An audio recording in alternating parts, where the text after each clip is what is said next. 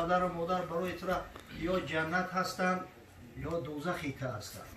اگر به شرط دعاشون نگرفتی، خدمتشون به طریق شایسته کردی، از تو خشنود و راضی رفتن، و یقین بدان که خدای بزرگ از تو راضی است. رضا ربی فی رضا الوالد.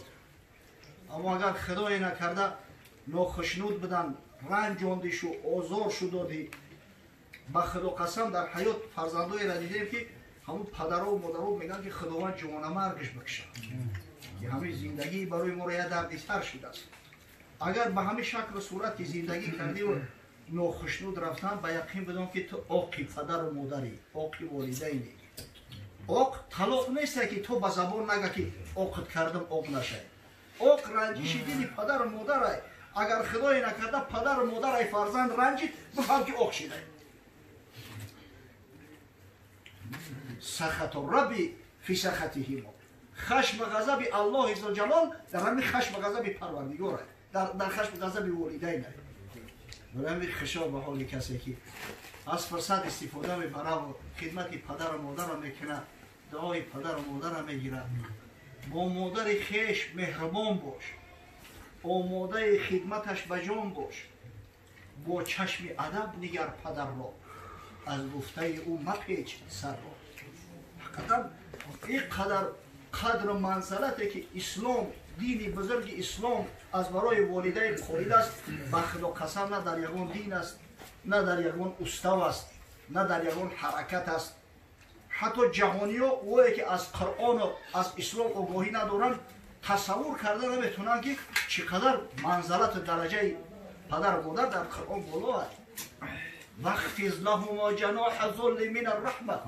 والله در ذهن هیچ یک شاعر، هیچ یک گوینده همین عباره و همین تشبیه که خدای تعالی کرده است حتی نمیآید اگر از قرآن آگاه نباشه. پدر و مادر میگه در پیش و بازوهای تواضع اخته اینمی که پهم که در بالا بگردن، اینمی چخیلی که پرنده چوجکش در زیر بازش میگیره، انا مخیم به مهربانی و به نزاکت به لطف پدر و مادر آغوش کن که مهربانی تو را احساس کنم. ولا تنهرهما، هرگز صدات در پیش پدر و مادر بلند نکن. گپگردونی اوسو بسته، دل رنجونی اوسو بسته. صدای اینمی عادی خیلی آدمی هستن که سخت گپای آواز تا میگه در پیش پدر و مادر بلند نکن. ولا تقل لهما اف. الله اکبر. اف یعنی چی؟ خودترین نشانه اظهار ملال، اظهار ماندگی و بفرگی در پیش پدر و مادر وقتی خدمتت فرمیدن اوف نگو، میگه که من برو خاطرشو نرنجم. بعضی از شارح‌ها و مفسرها از جمله امام نیسابوری در تفسیرش آورده است، میگه که پدر و مادر وقتی به سن کبر رسیدن حالتهای میشود که خودشون کنترل کردن نمیتونن. امکان داره که یگان مثلا بول و غایط از اونها خارج شود. اما وقتی که میشوی و توزه میکنی که با بوی نجاست شما مبادا اوف و پوف نکنی که به غضب خدا مبتلا میشه. از برای خدا آخی این تشبیه ها و این استعاره ها و این سخنهای بزرگ زیبا در کجا غیر قرآن هست؟ در کدام دین این چیزا دیده میشود؟ از همون لحاظ است که الحمدلله رب العالمین مسلمان ها امید دارند، دین وسیع دارند، دایم از پروردگار فرزند طلب میکنند، زیرا فرزند اسوکشت میشود، فرزند آبرو و عزتت میشود. مسلمانی که فرزند داره دیده ای که احتیاج به استراحت نداره، احتیاج به خانه به پرستارا نداره، اگر به شرطی که فرزند تعلیم و تربیت اسلامی داده باشه. یادم میاد یک سال در امریکا بودیم، سال 2009 بود والله اعلم، همون جای به پرستارا را نشان میدادن. اگر به خاطر صفت کردن که اینمی که شرایط امکانات با حتی برای همون مسافرها را آماده کرده اید، همه شرایط امکانش همه پیتیزیوز داشتی اتل باید کردید. من گفتم این چه زندگی است آخی؟ ایزن فرزند از خاندان دور، رنگ آبشیجی بگذار که همون قفس تیلویی را باشه که در روی یک قفس جو، این چه زندگی است؟ یک نفر ترجمان افغان همراه من بود، همون ترجمان ها دو کس بودن، یکیش خطیب و نماز میخوند، یک کسافتش نمیخوند، یک اهلی نماز نبود. گفت شخصا برای ما همین زندگی معقوله. مینت هیچ کس نمیشنید، نه مینت فرزند گوش میکنم، نه مینت زن گوش میکنم. خاطر رفیقا و شریکای خودم بخوام اگر بلیارد بازی میکنم، اگر بخوام مقصد که برم در حوض شنواری میکنم، بخوام تلویزیون تماشا میکنم، صحبت میکنم همجنسای خود من گفتم خونه تو بود روز میشوه که دیگه آبازی کردن نمیتونی، بلیارد ای سرت سبیل میمونه، دارم بیشتری مرگ دراز کشیدگی آرزو میکنی که ای کاش که یکون فرزنده که بالای سرم بیاره، ای کاش که پیش ای مردن یکون چهره شناس یکون نزدیک ما ببینم، پیوند ما ببینم. و تو این خیلی عقل فروسا داری، مردی 69 ساله فرزندای تو به فکر دیگه کلت امریکاییش دیگه رفتیم در مرده تم نمیان، خبرگیری تم نمیان. عجب نه تلفن گرام بگن که در کریماتوریا بریم بسوزونینش با هم $10,000 میبریم ایتی در کدوم بانکی میبرن میسپرن چک میگیرن الو میزنن یعنی خوکیستر تم میگیرن یا جمعه پرتیم میگیرن اخیری کارو تم میکنن. بعد و اوانی دیگه‌مش آقای داود میگفتن، گفتم که اون کسی که مسلمان طبیعت بده نماز میخونده، گفت 29 سال قبل از این و همراه برادرم و پدرم به آمریکا اومده. وقتی مادرم گذشت میگم آمریکا اومده، پدر گرفته.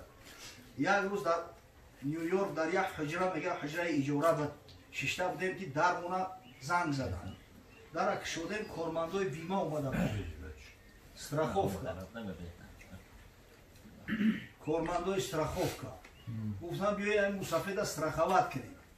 و پرسید مسافر که این بیمه چی گفتن گپ باید؟ گفتن حالی که امکانیت دوریش پول میتین، یک روز که بیمار شدی مقصد که بستری شدی و یا خدای نکرده یکون حادثه مطفی شد، ای حسابی همین کمپانیا تامین میکنن دورواری تا طبابت تا.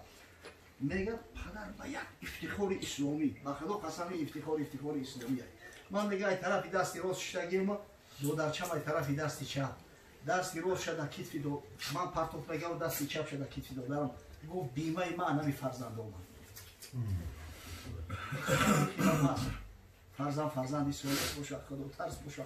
یک قدر تاکید در قرآن اومده است کسی با خبر باشه به خدا قسم غلام پدر و مادر میشه. با منت خدمت پدر و مادر و جان میاره که پروردگار و شکرانه نعمتت که مقصد که این پدر و مادر برای من عطا کردی و در جان من منت گذاشتی که من امروز امکان دارم که به دعای پدر و مادر مستحقی جنت المأوا بگردم، تو از من خشم و درازی بشه. سبحان الله. خاصتا مادر این نقشه که با مادر داره، پدر حتی این نقشه نداره. در اسلام نقش مادر به نهایت بزرگه. درباره احترام پدر و مادر، خدمت پدر و مادر خدای تعالی میگه و خاصتا مادر از ذکر میکنه. حملته امه وهنا علی وهن، مادری بیچاره میگه این فرزندم 9 ماه کلان در شکمش گرفت، بعد از اون تولدش کرد و فی ساله فی عامین 10 سال دیگه این شیر بچه را شیر داده است کلان کرده است. حق مادر در اسلام از حق پدر بالا نیست.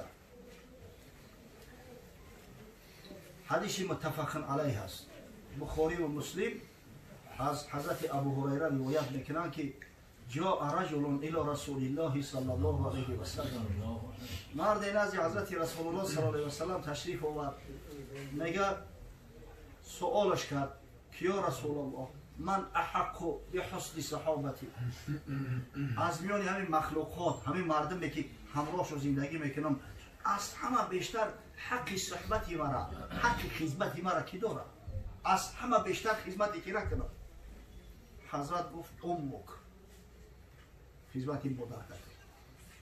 با سوالش کرد ثم من، یا رسول الله فهمیدم بعد این جان قبول بعدی